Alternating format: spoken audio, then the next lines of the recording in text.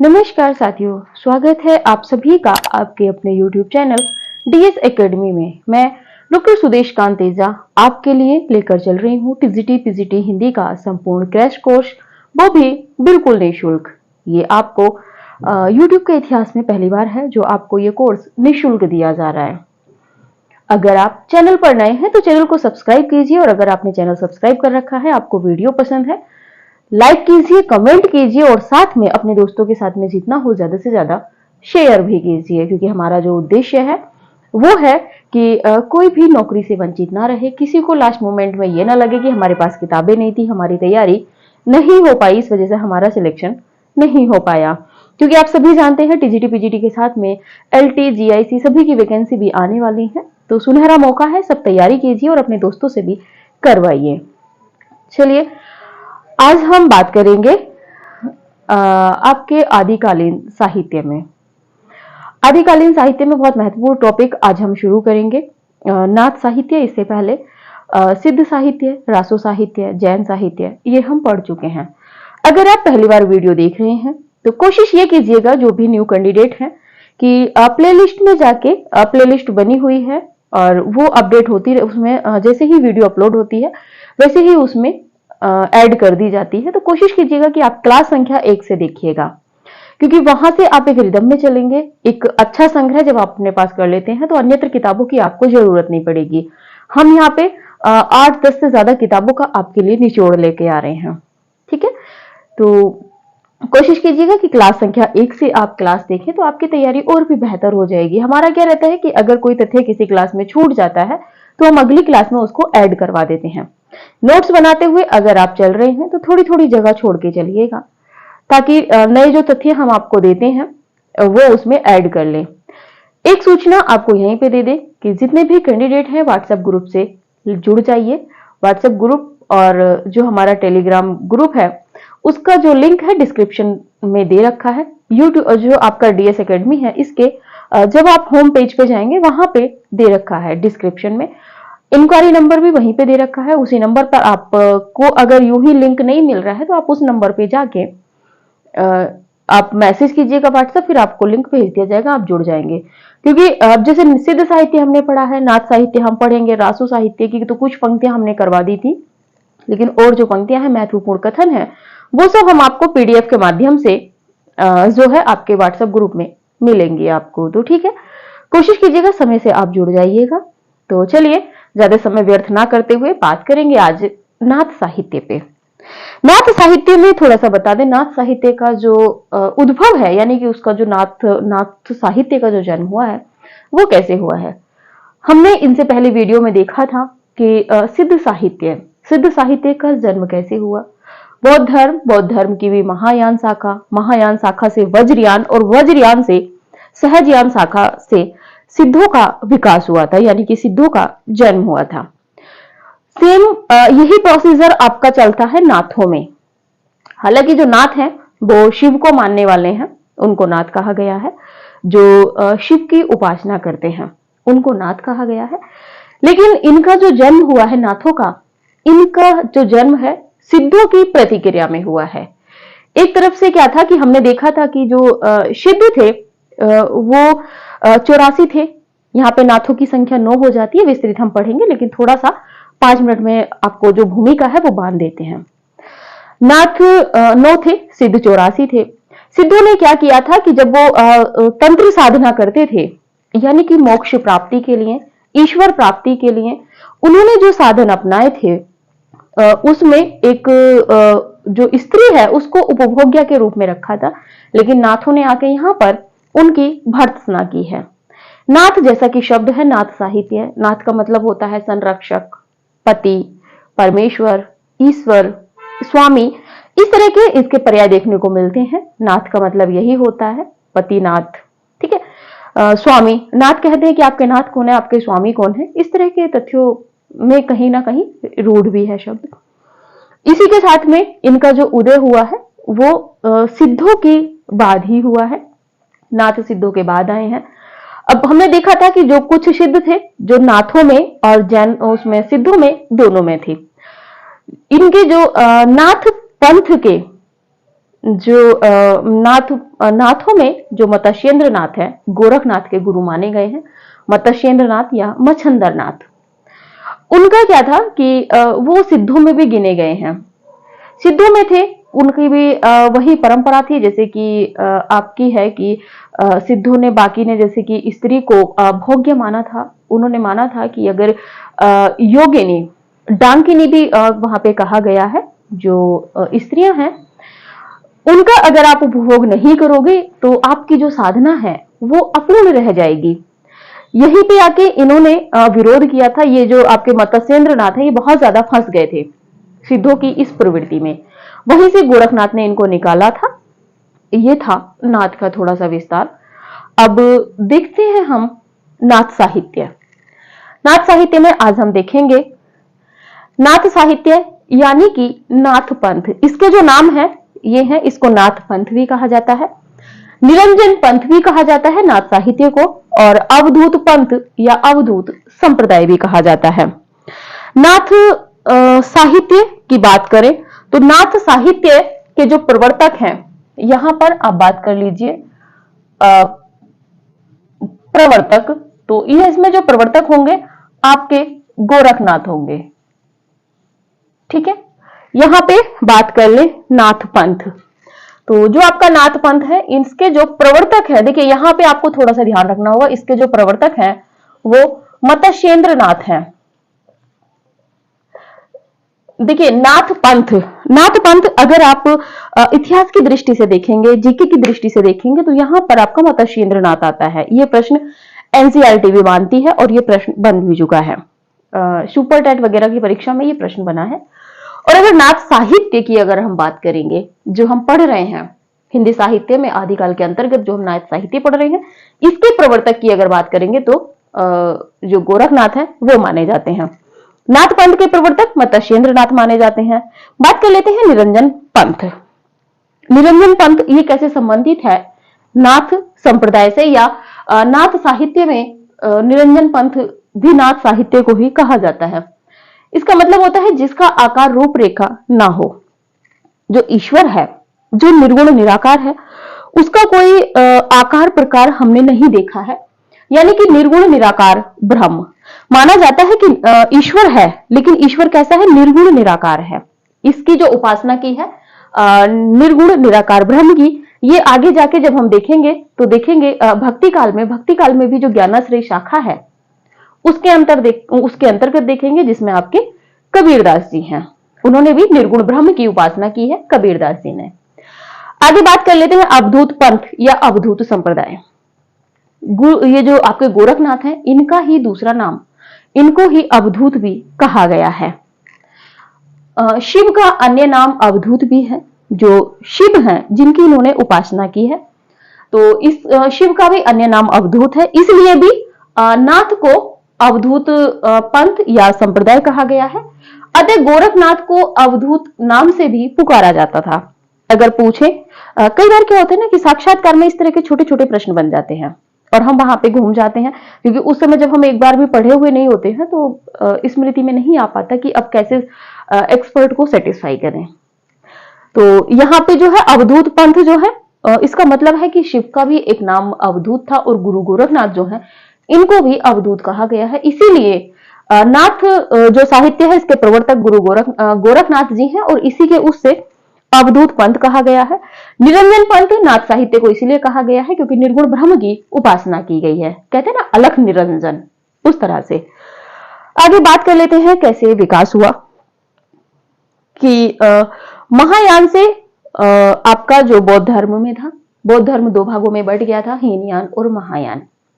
महायान से वज्रयान निकला, वज्रयान से सहजयान और सहजयान से नाथ संप्रदाय का विकास हुआ। ठीक है, ये वही था जैसे सिद्धों का विकास हुआ और सिद्धों की प्रतिक्रिया में ही नाथ संप्रदाय आया था। आदिकाल में भगवान शिव के उपासक कवियों के द्वारा जन भाषा में जिस साहित्य की रचना की गई उसे नाथ साहित्य के नाम से जाना जाता है। आदिकाल में शिव की उपासना करने वाले जो संप्रदाय था कवियों का, वो नाथ संप्रदाय था। और इन कवियों ने जन भाषा में, उस समय की जो लोक भाषा थी, उस भाषा में जो भी पद लिखे हैं, जो भी वाणियां कही हैं, उनका उन पदों की जो वाणियां हैं उन उसको नाथ साहित्य कहा गया है, अगर साहित्य में बात करें। आगे बात कर लेते हैं। नाथ शब्द के ना का अर्थ अनादि है, यानी कि अनआदि, जिसका कभी अंत ना हो सके, अनादि। और ना का अर्थ है अनादि, था का अर्थ है भुवन त्रय होता है।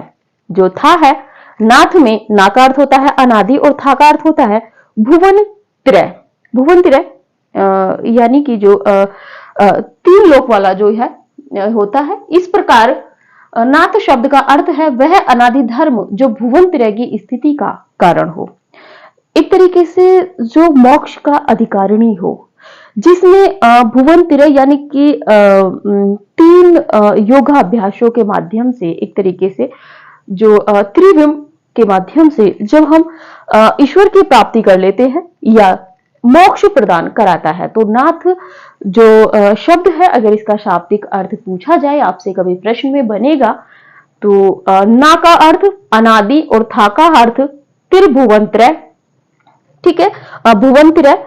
और नाथ का शाब्दिक अर्थ अगर आपसे कभी प्रश्न बनता है तो होगा मोक्ष प्रदान करने वाला, मतलब जिसको इसके माध्यम से मोक्ष की प्राप्ति हो जाए, यानी कि ईश्वर की प्राप्ति हो जाए। ये जो सांसारिक मोह है या जो वासना में जो संसार है, इससे अलग हो जाए। बात कर लेते हैं आगे। कर्मकांड में फंसे जीवन को सुलझाने का श्रेय नाथ संप्रदाय को है।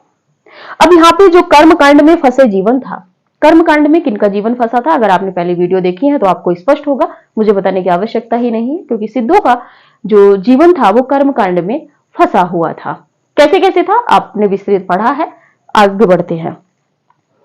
यह संप्रदाय सिद्ध संप्रदाय का विकसित एवं पल्लवित रूप है। सिद्ध संप्रदाय से किस संप्रदाय का जन्म हुआ, प्रश्न बन जाता है। तो नाथ पंथ, नाथ संप्रदाय या नाथ साहित्य का, ठीक है। आप स्क्रीनशॉट लीजिए, इसके बाद आगे बढ़ते हैं।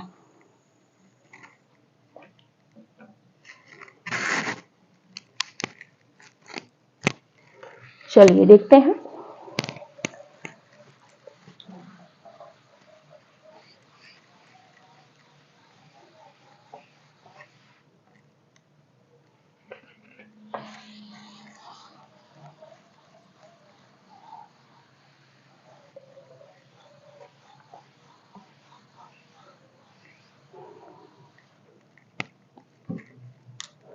डॉक्टर राम कुमार वर्मा ने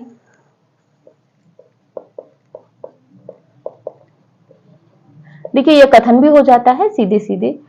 डॉक्टर राम कुमार वर्मा ने नाथों के चरमोत्कर्ष, नाथों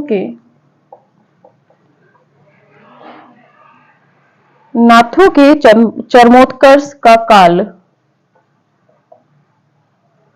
काल 12वीं शताब्दी से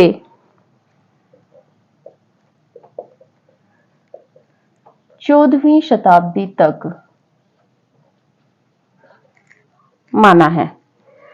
14वीं शताब्दी के मध्य तक लिख लीजिए, 14वीं शताब्दी के मध्य तक माना है। आगे बात कर लेते हैं। राहुल सांकृत्यायन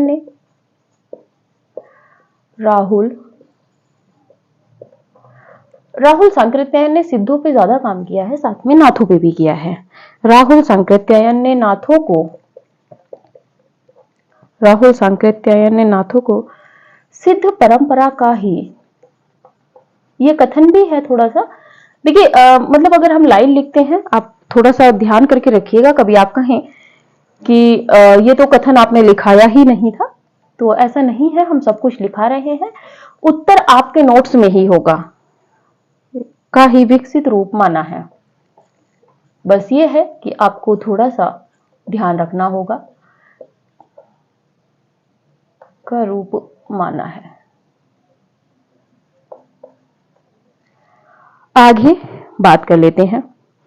नाथों ने निरीश्वरवादी शून्य को नाथों ने निरीश्वरवादी शून्य को ईश्वरवादी शून्य के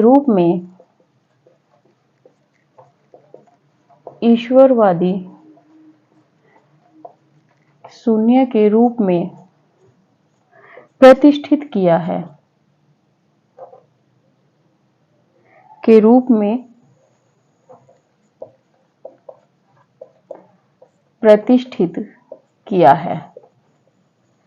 आगे बात कर लेते हैं। नाथों की संख्या 9 है, आप सभी जानते हैं।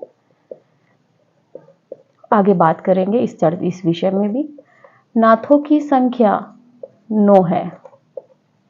आगे बात कर लेते हैं। गोरखनाथ हठ योग के भी प्रवर्तक हैं।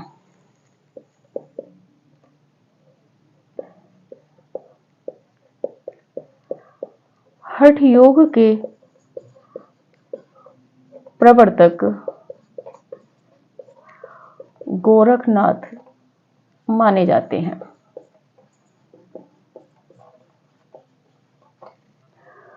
आगे बात कर लेते हैं। डॉक्टर रामकुमार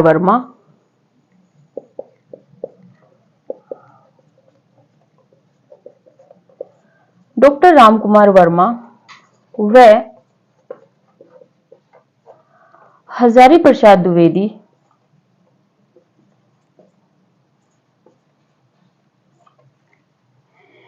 ने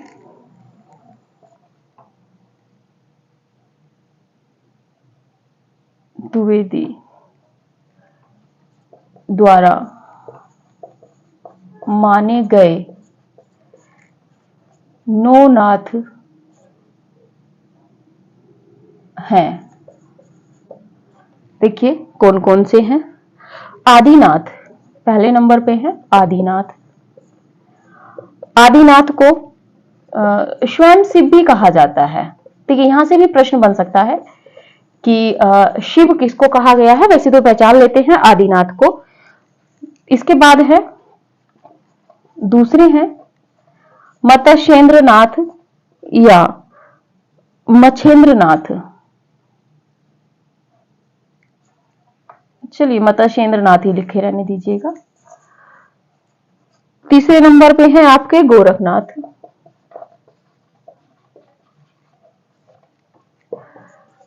चौथे नंबर पे है गहिनीनाथ।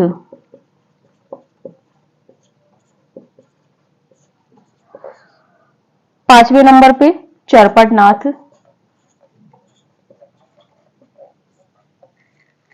के बाद में 9 नाथ है ना। छठे नंबर पे है चौरंगीनाथ। रामकुमार वर्मा ने जो माने हैं वही हजारी प्रसाद द्विवेदी जी ने भी माने हैं।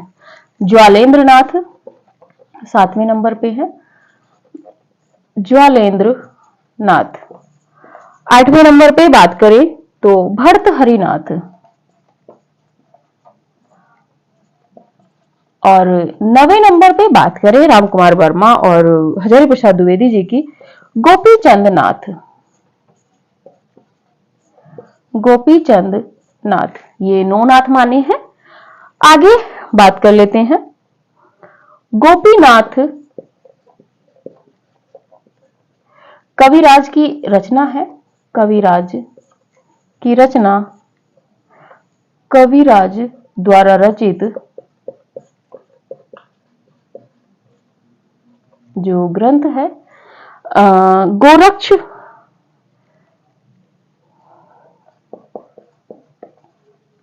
गोरक्ष सिद्धांत संग्रह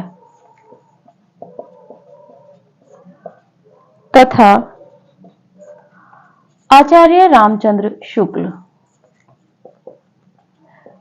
क्योंकि गोरक्ष सिद्धांत संग्रह में जो 9 नाथ दिए गए हैं वही रामचंद्र शुक्ल जी ने भी अपने इतिहास ग्रंथ में शुक्ल द्वारा माने गए 9 नाथ हैं।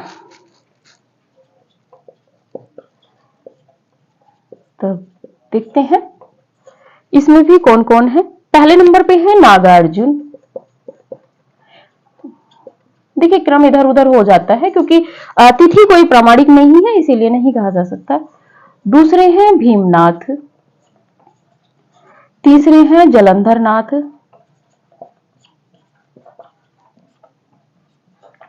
आगे हैं जड़ भरत,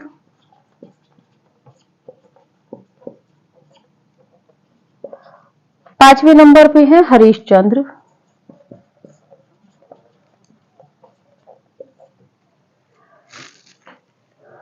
छठे नंबर पे है आपके सत्यनाथ,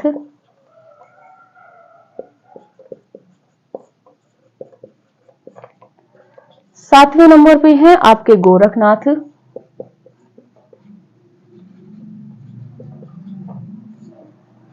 आठवें नंबर पे अगर बात करें तो चरपटनाथ की, चरपटनाथ, और नवे नंबर पे अगर बात करें तो मलयार्जुन, मलयार्जुन। ठीक है, ये हैं आपके नाथ सिद्ध। जो नाथ हैं ये हैं। तो जो नाथों में और सिद्धों में दोनों में थे, इनको हम पहले देख चुके हैं।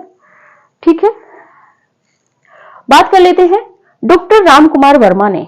डॉक्टर रामकुमार वर्मा ने जो नाथों का समय माना है वो नाथों के चरमोत्कर्ष का काल जो माना है वो 12वीं शताब्दी से 14वीं शताब्दी के मध्य माना है। तो देखिए प्रश्न बन जाता है नाथों का जो समय है वो कितना है, तो 12वीं शताब्दी से 14वीं शताब्दी के मध्य ये माना है डॉक्टर रामकुमार वर्मा ने, या उन्हीं के अनुसार भी कह सकते हैं।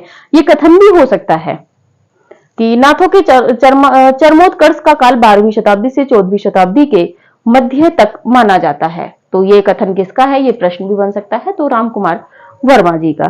देखिए प्रश्न जो कथन है, परिभाषाएं हैं, उनमें से प्रश्न बन जाते हैं, और जो हम यूं ही वन लाइनर आपको लिखा देते हैं इसमें से भी कथन बन जाते हैं। बात कर लेते हैं राहुल सांकृत्यायन नाथों को सिद्ध परंपरा का ही विकसित रूप माना है। राहुल सांकृत्यायन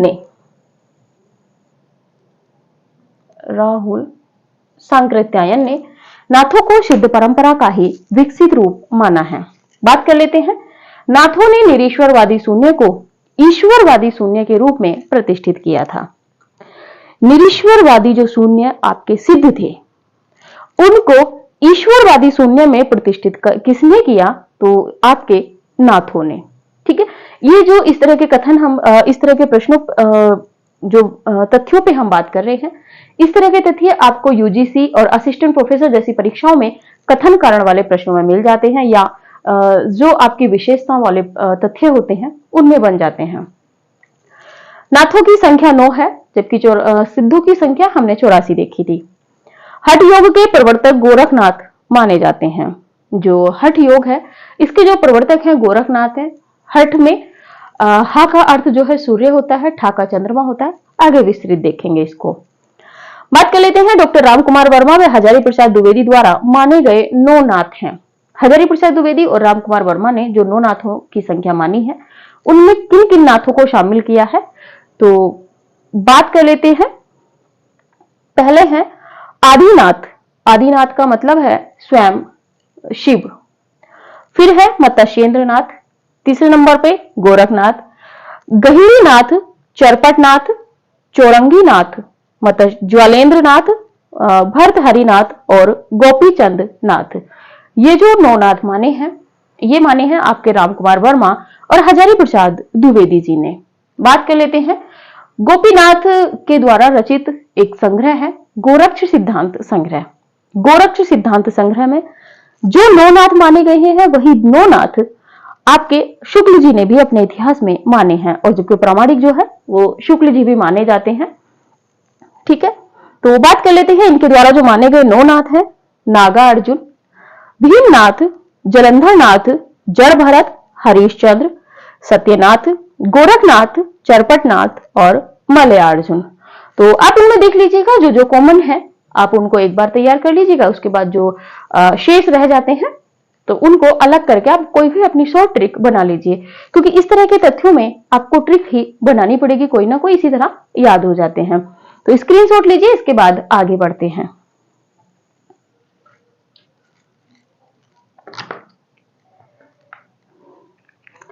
चलिए आगे देखते हैं। देखिए वीडियो जितना हो आपसे जितना शेयर किया जाए आप शेयर कीजिए, लाइक भी कीजिए, कमेंट कीजिए, ठीक है। क्योंकि मैं भी बहुत ज्यादा मतलब हार्ड वर्क मेरा भी रहता है आप सभी के लिए। और जितना जल्दी हो आप लोग व्हाट्सएप ग्रुप से जुड़ जाइएगा, क्योंकि जो लेफ्ट होके जाते हैं उनको परमानेंटली रिमूव कर दिया जा रहा है, वो फिर नहीं जुड़ पाएंगे कभी भी। कभी वो सोचे कि अब हम लेफ्ट कर जाते हैं, फिर जब मन होगा आ जाएंगे, क्योंकि जो आपको फ्री कोर्स दिया जा रहा है इसका मतलब ये नहीं है कि सारी चीजें ही पब्लिकली हैं। व्हाट्सएप ग्रुप वगैरह जो है वो एक प्रोफेशनल ही कोचिंग की तरफ से है। बात कर लेते हैं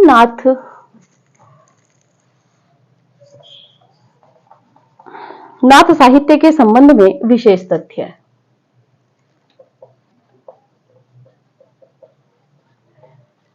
नाथ साहित्य के बहुत ज्यादा कमेंट आ रही थी कि नंबर तो 93,068,99,173 ये नंबर है, आप इस पर मैसेज दे दीजिएगा। इंक्वायरी नंबर है 93,068,99,173। चलिए कमेंट बॉक्स में कई लोगों ने नंबर मांगा था, लेकिन कमेंट बॉक्स में आपको नंबर नहीं दिया जा सकता, ठीक है। बात कर लेते हैं नाथ पंथ की दार्शनिकता। नाथ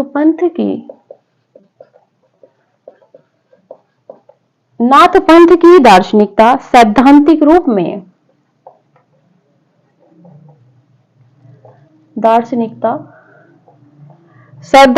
रूप में शैव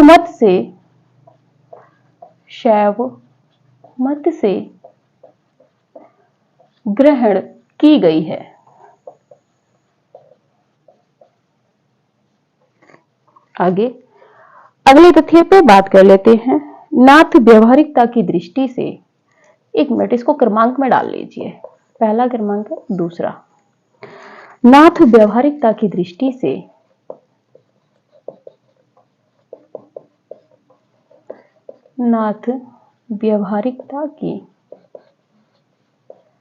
व्यवहारिकता की दृष्टि से हठ योग के अधिक समीप थे।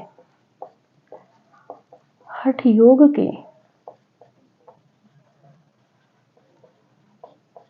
अधिक समीप थे। तीसरे नंबर पे बात करें, हठ योग पर नाथों की साधना थी। हठ योग पर नाथों की साधना थी, यानी कि ये जो साधना पद्धति थी इनकी वो हठ योग थी की साधना थी। हठ में हा का अर्थ, हठ में हा का अर्थ सूर्य और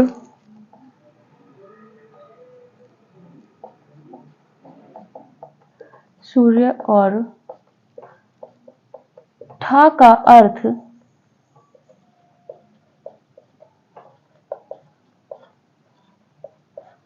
अर्थ चंद्रमा बताया जाता है।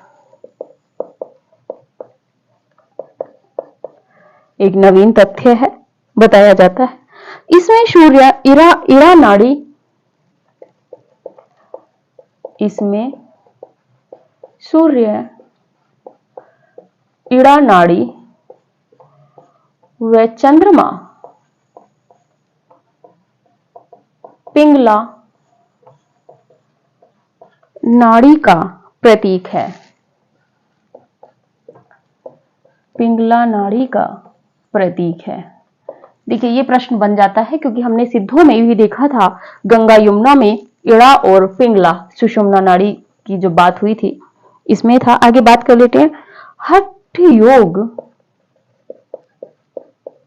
योग देह शुद्धि का साधन मात्र है।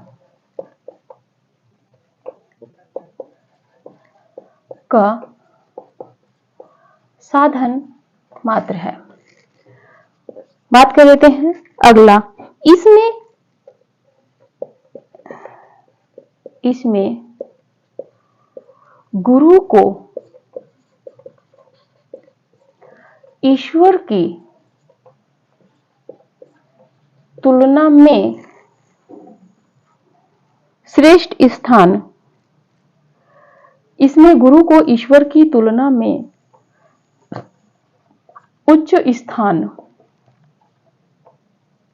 दिया गया है। यानी कि ये पहला संप्रदाय है जिसमें गुरु को ईश्वर से ऊपर माना गया है, स्थापित किया गया है। आगे बात कर लेते हैं, इसमें साधना प्रणाली पर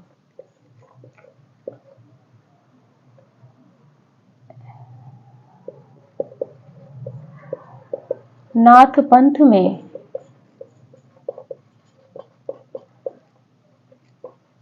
साधना प्रणाली पर नाथ पंथ में साधना प्रणाली पर विशेष बल दिया गया है।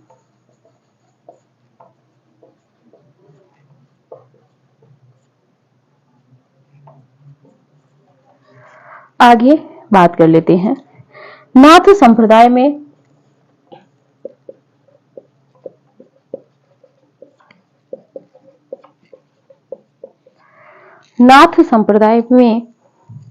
साधना प्रणाली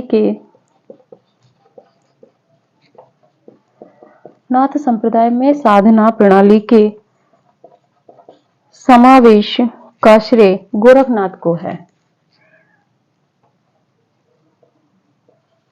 के समावेश का श्रेय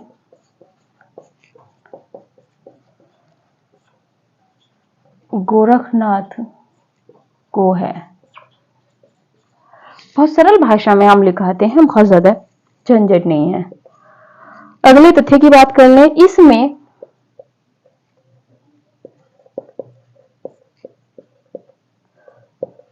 नाथ साहित्य में गृहस्थ धर्म के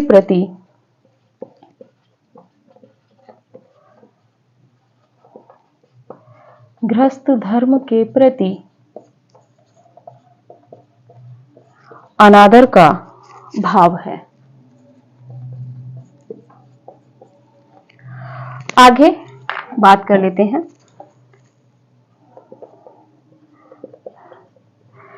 नाथ साहित्य में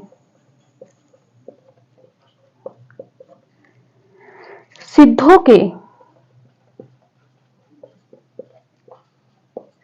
के भोग विलास की, ये भोग विलास वही है जो उन्होंने स्त्री को भोग की वस्तु समझा था, भोग विलास की भर्त्सना की गई है। यानी कि आप कह सकते हैं निंदा जो है वो की गई है। बात कर लेते हैं, इसमें अगला है नाथ संप्रदाय में नारी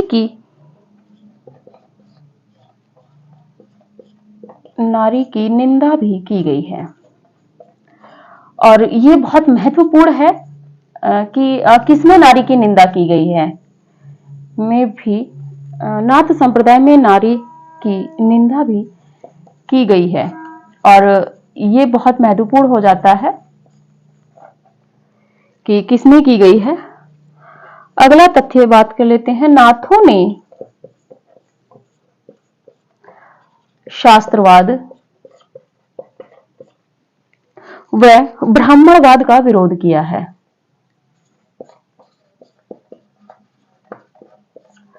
शास्त्रवाद व ब्राह्मणवाद का विरोध, अच्छा ये तथ्य दोनों में समान है, क्योंकि शास्त्रवाद का और ब्राह्मणवाद का विरोध जो है वो सिद्धों ने भी किया था। अगला पॉइंट लिख लेते हैं, नाथों ने निवृत्ति मार्ग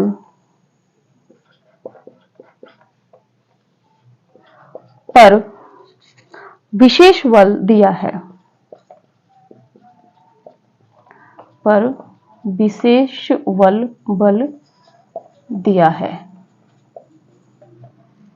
ठीक है, यहीं तक तथ्य देखते हैं, एक दो तथ्य और बचा है उसे भी देखते हैं। बात कर लेते हैं नाथों की। यहाँ पर जो नाथ संप्रदाय या नाथ साहित्य है इसकी विशेषताएं। यहाँ की एक एक विशेषता में एक से दो दो प्रश्न भी छिपे हुए हैं। चलिए जानते हैं, क्योंकि हमें प्रश्नों को ही खोजना है इन तथ्यों में। बात करते हैं नाथ पंथ की दार्शनिकता सैद्धांतिक रूप में शैव मत से ग्रहण की गई थी। नाथ पंथ के जो अनुयायी थे, जो नाथ जो थे नो नाथ, उनकी जो दार्शनिकता थी, जो एक तरीके से उनके जो विचार थे, जो साधना करने का जो उनका तरीका था, वो शैव मत से ग्रहण हुआ था। शैव मत यानी कि शिव से संबंधित।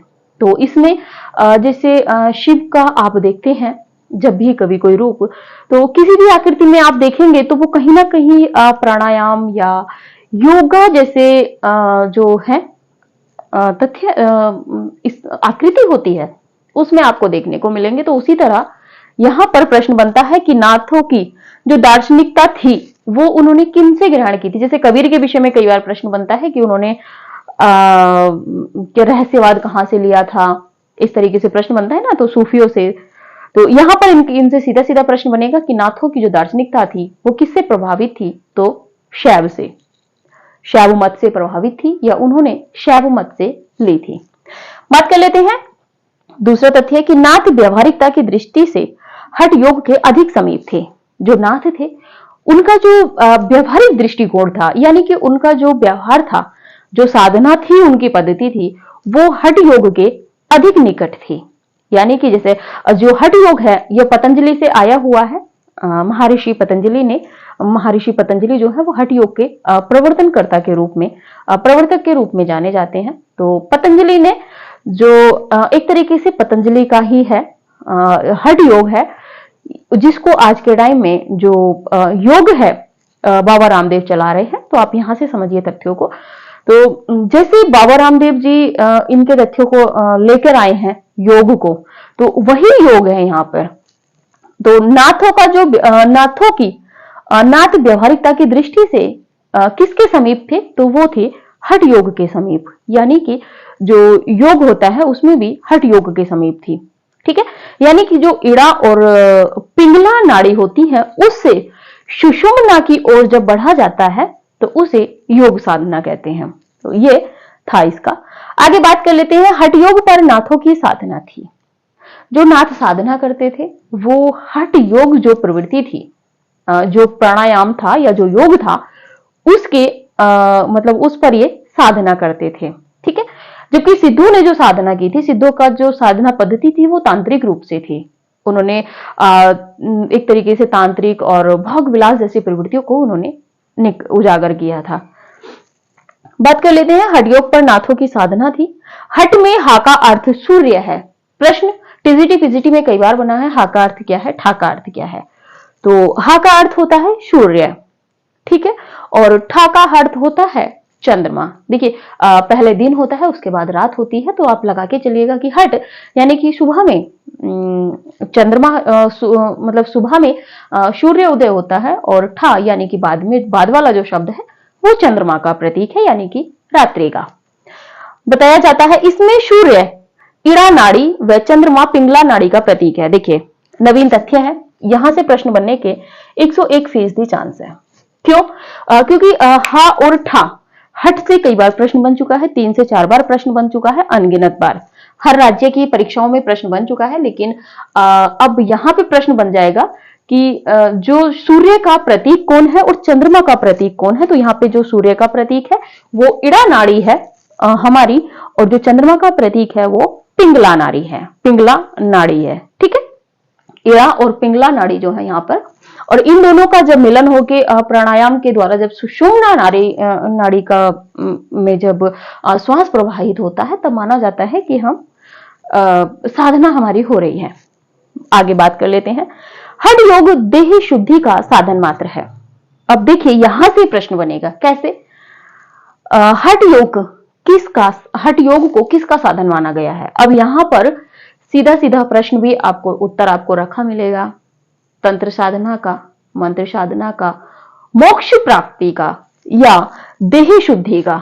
तो देखिए ये कथन सीधा सीधा हठ योग देह शुद्धि का साधन मात्र है। ये इतिहास ग्रंथ से प्रश्न उठा हुआ है, कोटेशन जो हमने तथ्य उठाया है ये सीधा सीधा इतिहास ग्रंथ से प्रश्न उठा, मतलब तथ्य उठा है, तो यहां से प्रश्न बनेगा तो आपका देह शुद्धि जो है वो सही होगा। हठ योग जो है वो किसका साधन है, हठ योग का प्रयोग किस लिए किया गया है, तो देह की शुद्धि यानी कि हमारा जो शरीर है उसको शुद्ध करने के लिए, यानी कि जो हमारे शरीर में जो गंदी वायु है एक तरीके से मान के चलिए, तो उसको श्वास क्रिया द्वारा नवीन जो स्वच्छ वायु है उसको अंदर ग्रहण करना फेफड़ों में, नलों में, उसके बाद में जो विशुद्ध है उसको बाहर निकालना।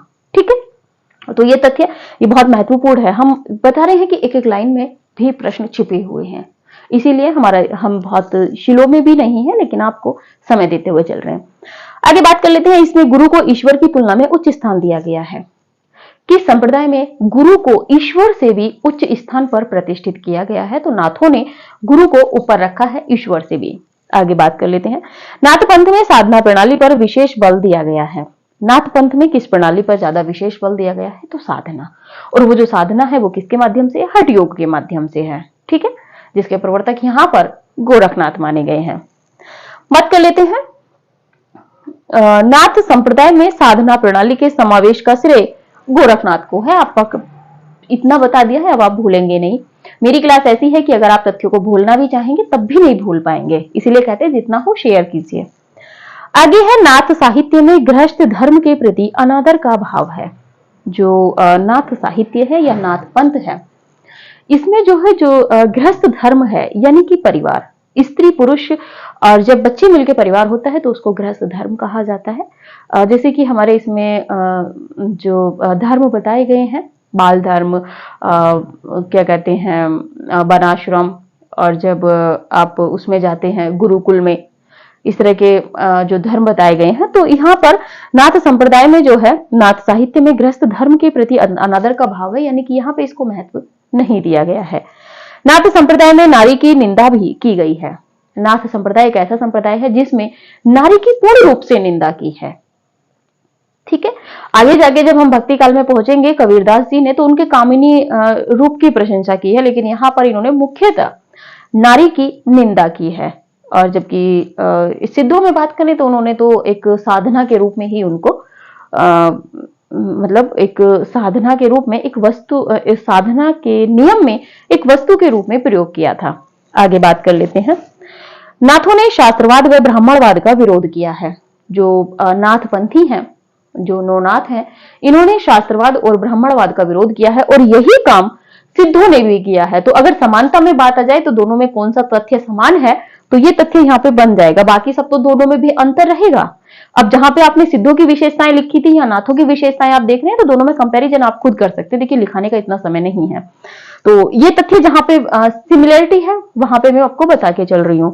तो नाथों ने शास्त्रवाद व ब्राह्मणवाद का विरोध किया है, और यही काम सिद्धों ने भी किया है। नाथों ने निवृत्ति मार्ग पर विशेष बल दिया है। तो ये था आपका, आप स्क्रीनशॉट लीजिए, फिर आगे बढ़ते हैं।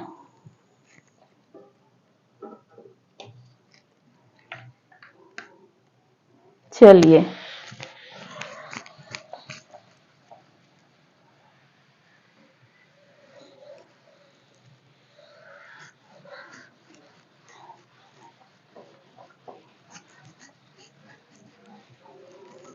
आगे बात कर लेते हैं। एक पॉइंट और छूटा था 13वें नंबर का, नाथों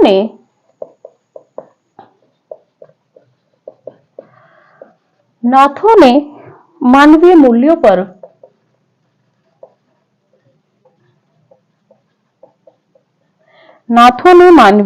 पर भी बल दिया है।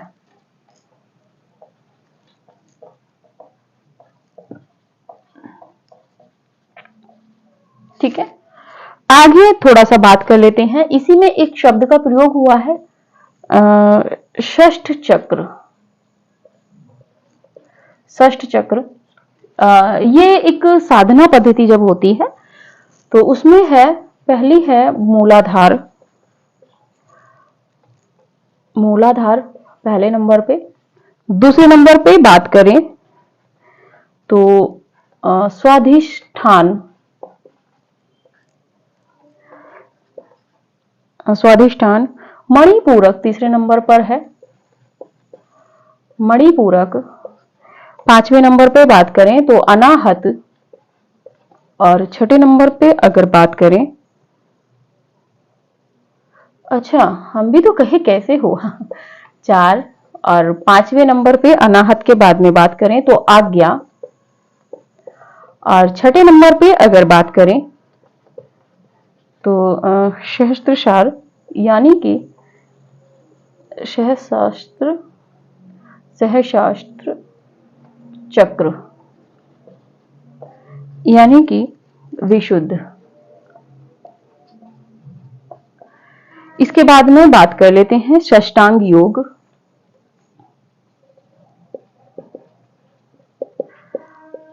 षष्टांग योग देखिए यहां से प्रश्न बनेंगे कैसे अभी बताएंगे। आसन प्राणायाम, पहला है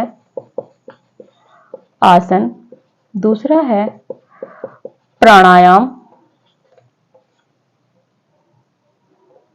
तीसरा है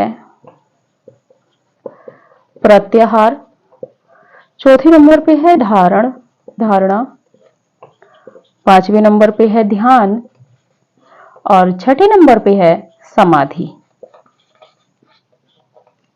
तो देखिए नाथों ने जो है मानवीय मूल्यों पर भी बल दिया था। महत्वपूर्ण तथ्य है, यहां से प्रश्न बनने के चांस रहते हैं। बात कर लेते हैं षष्ठ चक्र। ये जो आपके 6 चक्र हैं, ये 6 चक्र हैं। जब आपने देखा होगा कि कभी भी जब हम आध्यात्मिक के उसमें जब आते हैं, एक योग के रूप में आध्यात्मिकता की तरफ हम जाते हैं, तो बताया जाता है कि हमारा जो पूरा शरीर है इसमें 6 चक्र होते हैं। 6 चक्र होते हैं, एक मस्तिष्क में, एक गर्दन में, एक उदर में, और एक मतलब पैरों में भी माना जाता है। तो ये 6 चक्र होते हैं। इन 6 चक्रों में पहला है मूलाधार, फिर है स्वादिष्ठान, मणिपूरक, अनाहत, आज्ञा और सहस्त्र चक्र। तो ये जो है विशुद्ध है, यानी कि ये सबसे अंतिम का है। पहला मूलाधार है, फिर स्वादिष्ठान है। मूलाधार यानी कि माथे में, दूसरा है स्वादिष्ठान यानी कि गर्दन में, मणिपूरक ये आपका जो नाभि के पास होता है, और अनाहत ये और थोड़ा नीचे होता है, फिर आज्ञा और फिर सहस्त्रार चक्र, ये आपके इस तरीके से चक्र चलते हैं। तो यहां से प्रश्न बन जाता है कि षष्ठ चक्र में नहीं है, जिनका प्रयोग नाथों ने किया है तो उनमें नहीं है, यहां से प्रश्न बनने के चांस है। षष्टांग योग, इसमें जैसे कि योग को महत्व दिया गया है, तो वो 6 कौन से योग इन्होंने माने हैं नाथों ने। तो पहला है आसन, फिर है प्राणायाम, फिर है प्रत्याहार, फिर धारणा, फिर ध्यान, फिर समाधि। जो अंतिम है वो समाधि है, और जो पहला है वो आसन है। तो देखिए जब भी कोई आप योग करने का कोशिश करेंगे तो आप पहले एक आसन बिछाएंगे, सीधा सा है, आसन बिछाएंगे, फिर प्राणायाम करेंगे, फिर प्रत्याहार, फिर धारणा, किसी के विचारों की धारणा आपके मन में आएगी, फिर आप एक और ध्यान लगाएंगे जैसे ओमकार या जो भी हो। उसके बाद में जो मुख्यतः जो योगी होते हैं वो फिर समाधि की ओर मतलब प्रवृत्त हो जाते हैं। तो ये था, आप स्क्रीनशॉट लीजिए। इसके बाद सिद्ध साहित्य से नाथों से संबंधित कुछ कथन देखते हैं जो परीक्षा उपयोगी दृष्टि से बहुत महत्वपूर्ण है। चलिए,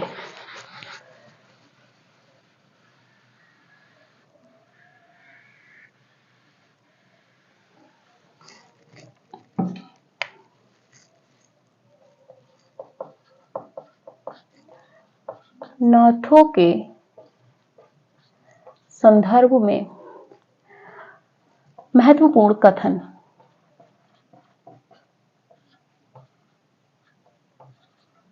महत्वपूर्ण कथन बात कर लेते हैं।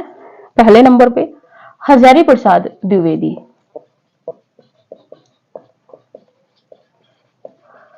हजारी प्रसाद द्विवेदी जी की ये पहली परिभाषा है, इसको देखते हैं। नाथ पंथ या नाथ संप्रदाय के,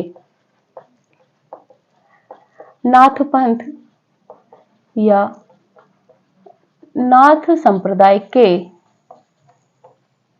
नाथ पंथ या नाथ संप्रदाय के सिद्ध मत या सिद्ध मार्ग, सिद्ध मत या सिद्ध मार्ग, योग मार्ग या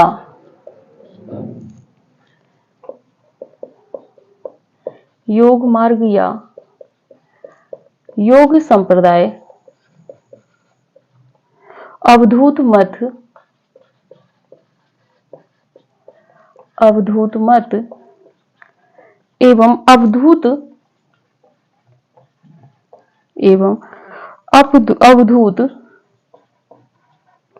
संप्रदाय नाम भी प्रसिद्ध है, नाम भी प्रसिद्ध है। ये जो कथन है हजारी प्रसाद द्विवेदी जी का है। दूसरा कथन भी हजारी प्रसाद द्विवेदी जी का ही है। देखते हैं कि नाथों की सबसे बड़ी कमजोरी, नाथों की सबसे बड़ी कमजोरी, नाथों की सबसे बड़ी कमजोरी इनका रूखापन एवं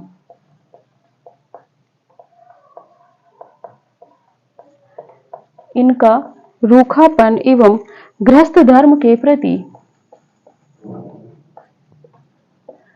गृहस्थ धर्म के प्रति अनादर का भाव है। और ये जो कथन है ये भी हजारी प्रसाद द्विवेदी जी का है। दूसरी परिभाषा की बात कर लेते हैं। दूसरे नंबर पर आचार्य चतुरसेन शास्त्री, इनके कथन पे बात कर लेते हैं। नाथों की भाषा कुछ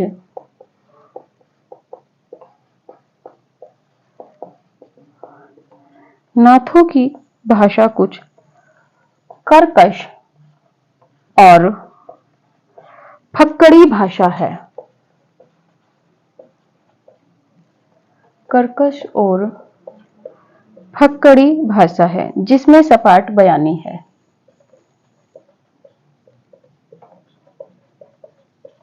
जिसमें सपाट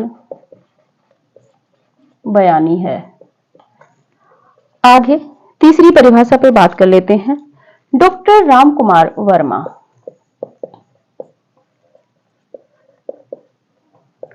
डॉक्टर रामकुमार वर्मा, डॉक्टर रामकुमार वर्मा जी कहते हैं कि संपूर्ण संत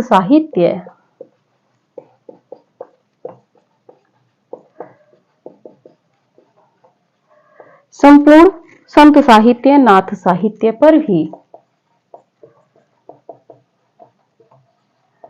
नाथ साहित्य पर ही अवलंबित है, अवलंबित है। नाथों की परंपरा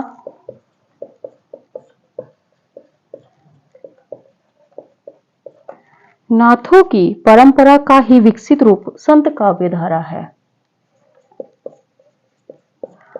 परंपरा का ही विकसित रूप संत काव्यधारा है।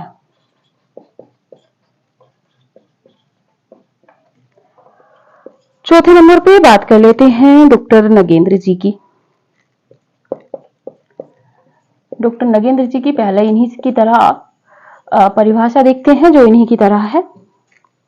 नाथ पंथ से ही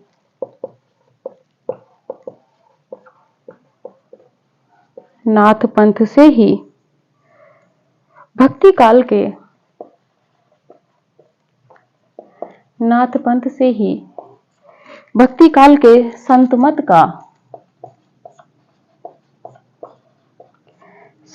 का विकास हुआ था। तो देखिए विकास हुआ था, दोनों की परिभाषाएं सेम है, थोड़ा सा ही अंतर है, इसीलिए लेकर आए थे। तो ये डॉक्टर नगेंद्र जी की पहली परिभाषा है। दूसरी परिभाषा देखते हैं डॉक्टर नगेंद्र जी की कि सिद्धों की वाम मार्गी, सिद्धों की वाम मार्गी भोग प्रधान योग साधना, भोग प्रधान योग साधना की प्रतिक्रिया के रूप में साधना की प्रतिक्रिया के रूप में आदिकाल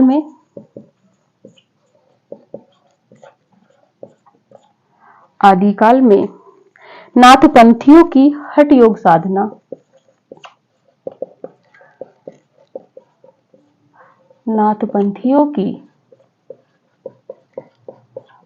योग साधना आरंभ हुई। तो ये थी। तीसरे नंबर पे बात कर लेते हैं इनकी जो तीसरी परिभाषा है, सिद्धगण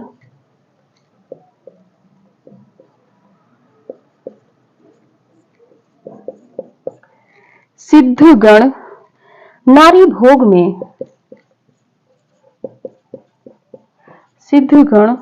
भोग में विश्वास करते थे।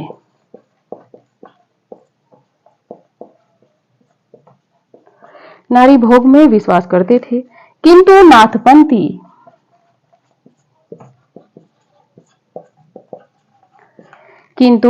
नाथपंथी उसके विरोधी थे।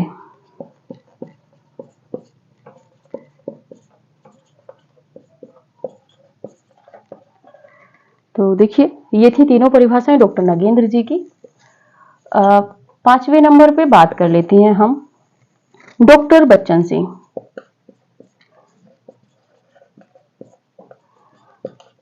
डॉक्टर बच्चन सिंह की पहली परिभाषा पे बात कर लेते हैं। उत्तर भारत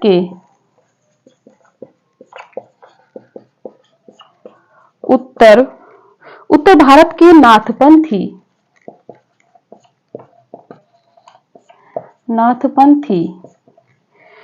मठों के महंतों जो उनको चलाते हैं को पीर भी कहते हैं। महंतों को पीर भी कहते हैं।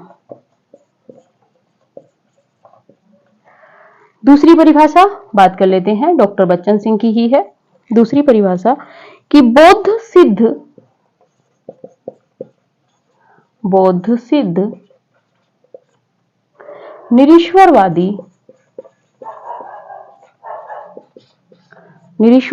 थे तो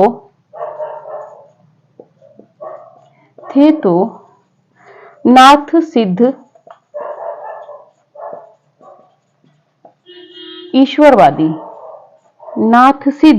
ईश्वरवादी इसलिए वे धर्मप्राण जनता की आस्तिक विचारधारा से जुड़ गए। आस्तिक विचारधारा से जुड़ गए। तो देखिए, ये थे कथन, महत्वपूर्ण थे। कोई बचता है उसको अगली वीडियो में देखेंगे। आप पहले स्क्रीनशॉट लीजिए, उसके बाद हम समझाते हैं। चलिए, ठीक है, बात कर लेते हैं महत्वपूर्ण कथनों के संबंध में। पहला कथन देते हैं हजारी प्रसाद द्विवेदी जी ने। दो कथन दिए हैं। पहला कथन है उनका कि नाथ पंथ या नाथ संप्रदाय के सिद्ध मत या सिद्ध मार्ग, योग मार्ग या योग संप्रदाय, अवधूत मत एवं अवधूत संप्रदाय नाम भी प्रसिद्ध है। इन्होंने इस कथन में सिर्फ नाथ पंथ, नाथ संप्रदाय, नाथ साहित्य के ही नामों का उल्लेख किया है और ये प्रश्न हायर एजुकेशन में बन चुका है राजस्थान में। ठीक है, बात कर लेते हैं हजारी प्रसाद द्विवेदी जी का दूसरा मत। दूसरा कथन है कि नाथों की सबसे बड़ी कमजोरी इनका रूखापन एवं गृहस्थ धर्म के प्रति अनादर का भाव है। नाथों की सबसे बड़ी कमजोरी क्या थी? अगर हजारी प्रसाद द्विवेदी जी की दृष्टि में देखें तो उनका रूखापन, यानी कि जो एकदम से अक्कड़ वाले थे, वो रूखापन और गृहस्थ धर्म के प्रति जो अनादर का भाव है, वो इनकी कमजोरी थी। किनकी? नाथों की। बात करते हैं आचार्य चतुरसेन शास्त्री जी की। शास्त्री जी कहते हैं कि नाथों की भाषा कुछ कर्कश और फक्कड़ी भाषा है जिसमें सपाट बयानी है। नाथों की भाषा को कर्कश और फक्कड़ी भाषा किसने कहा है? आचार्य चतुरसेन शास्त्री ने। और नाथों की भाषा कर्कश यानी कि बहुत ज्यादा खड़ी एकदम से, और फक्कड़ी भाषा है जिसमें सपाट बयानी है, यानी कि जो है सब सपाट बयानी नागार्जुन की तरह कहा गया है। तो ये जो कथन है आपके आचार्य चतुर्सेन शास्त्री जी का है। बात कर लेते हैं रामकुमार वर्मा जी की। वर्मा जी ने कहा है कि संपूर्ण संत साहित्य नाथ साहित्य पर ही अवलंबित है। जो संपूर्ण संत साहित्य है वो पूर्ण रूप से नाथ साहित्य पर अवलंबित है, यानी कि उस पर आधारित है। यानी कि नाथ साहित्य से ही भक्ति काल में संत साहित्य का प्रादुर्भाव हुआ, यानी कि जन्म हुआ है। नाथों की परंपरा का ही विकसित रूप संत काव्य धारा है। नाथों का जो विकास हमें आगे जाके देखने को मिलेगा वो निर्गुण ज्ञानाश्रयी जो शाखा के कवि हैं या उनके पद हैं उनमें देखने को मिलेगा। ये रामकुमार वर्मा जी कह रहे हैं। नगेंद्र जी कह रहे हैं, डॉक्टर नगेंद्र, नाथ पंथ से ही भक्ति काल के संत मत का विकास हुआ था। देखिए यहां पर इन्होंने कहा है कि संपूर्ण संत साहित्य नाथ साहित्य पर ही अवलंबित है और नाथों की परंपरा का ही विकसित रूप संत काव्य धारा है। इन्होंने कहा है कि नाथों की परंपरा का जो विकसित रूप है वो संत काव्य धारा है। वहीं पे डॉक्टर नगेंद्र जी कह रहे हैं कि नाथ पंथ से ही भक्ति काल के संत मत का विकास हुआ। नाथ पंथ से ही भक्ति काल के संत मत का विकास किसने माना है? डॉक्टर नगेंद्र ने। इन दोनों परिभाषाओं को एक जगह लिखने का उद्देश्य सिर्फ इतना मात्र था कि दोनों परिभाषाएं सिमिलैरिटी है, दोनों में बहुत ज्यादा समानता है, थोड़ा सा एक तथ्य अलग है, तो आप ध्यान रखिएगा। दूसरी कथन पे बात कर लेते हैं। डॉक्टर नगेंद्र की परिभाषा है कि सिद्धों की वामार्गी भोग प्रधान योग साधना की प्रतिक्रिया के रूप में आदिकाल में नाथ पंथियों की हठ योग साधना आरंभ हुई। सिद्धों की वामार्गी जो भोग प्रधान योग साधना थी उनसे जो है आपके नाथों की आदिकाल में नाथ पंथियों की हठ योग साधना आरंभ हुई। तो नाथों की हठ योग साधना कहां से आरंभ हुई? तो सिद्धों की वामार्गी भोग प्रधान योग साधना की के प्रतिफल में या प्रतिस्वरूप या प्रतिक्रिया में। ठीक है, ऐसा डॉक्टर नगेंद्र जी ने कहा है। तीसरा कथन डॉक्टर नगेंद्र जी का देख लेते हैं कि सिद्ध गण नारी भोग में विश्वास करते थे किंतु नाथपंथी उसके विरोधी थे। सिद्ध नारी भोग में विश्वास करते थे और नाथों ने इनका विरोध किया है। हम शुरू से पढ़ते चले आ रहे हैं, लेकिन कहा कथन जो कहा है ये डॉक्टर नगेंद्र ने कहा है, क्योंकि कथन से प्रश्न बनेगा, हम इतना तो जानते ही हैं। बात कर लेते हैं डॉक्टर बच्चन सिंह के दो कथन हैं। पहला कथन है कि उत्तर भारत के नाथपंथी मठों के महंतों को पीर भी कहते हैं। जो उत्तर भारत में जो आपके नाथपंथी थे उनके जो मठ थे, जैसे आपका गोरखनाथ में भी है बाबा योगी आदित्यनाथ जी वाला मठ, एक तरीके से बात करें तो इनके जो महंत होते हैं, जो प्रमुख होते हैं, जो मुखिया होते हैं, उनको पीर कहा जाता है। देखिए वैसे तो पीर जो कहा जाता है उसमें जब हम बात करेंगे सूफी काव्य धारा में तो गुरु को पीर कहा गया है, लेकिन यहाँ पर नाथ साहित्य में जो महंत हैं, मठाधीश हैं, मुख्य जो है महंत है, उनको पीर कहा गया। यहां से प्रश्न बन सकता है क्योंकि बच्चन सिंह कह रहे हैं। बात कर लेते हैं दूसरे कथन पर कि बौद्ध सिद्ध निरीश्वरवादी थे तो नाथ सिद्ध ईश्वरवादी, और इसीलिए वे धर्म प्राण जनता के आस्तिक विचारधारा से जुड़ गए थे। जो बौद्ध सिद्ध थे वो निरीश्वरवादी थे और जो नाथ सिद्ध हैं ये ईश्वरवादी थे, और इसीलिए ये जो है जो उस समय की जनता थी उनसे नाथ जो है उस जनता से बहुत जल्दी से जुड़ गए थे आस्तिक रूप से। तो ये थे आपके कथन, सारे कथन महत्वपूर्ण हैं। अगर नाथ साहित्य में कहीं कथन से प्रश्न बनेगा तो यहां से नहीं जाएगा। और देखिए जितना हम पढ़ा रहे हैं हमें अपने पे आत्मविश्वास है कि यहां से आपके उत्तर जो है इन्हीं नोट्स में होंगे। और क्वेश्चन का क्या है वो घुमा देता है, लेकिन जितना घुमाने का वो प्रयास कर रहा है उतना ही हम भी घुमा घुमा के आपको प्रश्न बनाने का प्रयास कर रहे हैं। तो ठीक है, ये था आज की क्लास हमारी यहीं तक थी। इसके बाद अगली वीडियो में मिलेंगे। अभी तक अगर आप चैनल पर नए हैं तो सब्सक्राइब कीजिए, लाइक कीजिए, कमेंट कीजिए, जितना हो जितना बांटा जाए मुफ्त में प्रचार करिए। ठीक है, जितना हो वीडियो को शेयर भी कीजिए। और जो भी नए कैंडिडेट है प्रयास कीजिएगा कि क्लास संख्या 1 से आप देखिए, क्योंकि जब हम आपको फ्री में क्लास संख्या 1 से एक क्रम में दे रहे हैं तो आप भी एक क्रम में पढ़ते चलिए। क्यों एक क्लास देख ली, फिर 11वीं क्लास देख ली, फिर 12वीं क्लास देख ली, तो उसमें आपको समझ में भी नहीं आएगा। और जो भी है जितना जल्दी हो सके, जो भी कैंडिडेट देख रहे हैं वो व्हाट्सएप से जुड़ जाइए, टेलीग्राम से जुड़ जाइए, और जो भी पीडीएफ शेयर की जाएंगी महत्वपूर्ण पंक्तियों की या महत्वपूर्ण कथनों की या कुछ अन्यत्र, वो भी आपके व्हाट्सएप ग्रुप पर ही आपको मिलेंगे, क्योंकि जो व्हाट्सएप ग्रुप है आपका वो ऑफिशियल है। उसमें कुछ समय के लिए चैट खोली जाती है रविवार को इससे बीच में कभी मन होगा तो खोलेंगे, लेकिन अगर उसमें हमें अराजक तत्व मिलेंगे तब हम बिल्कुल ही उसको बंद कर देंगे। इस चीज का ध्यान रखिए। और अगर अभी भी आप सो रहे हैं तो देखिए उठ जाइए, क्योंकि परीक्षाएं आने वाली हैं और कब आ जाएंगी पता नहीं चलेगा। और भी वैकेंसी आने वाली है जो आपका इंतजार कर रही है, तो आप अच्छे से तैयारी कीजिए।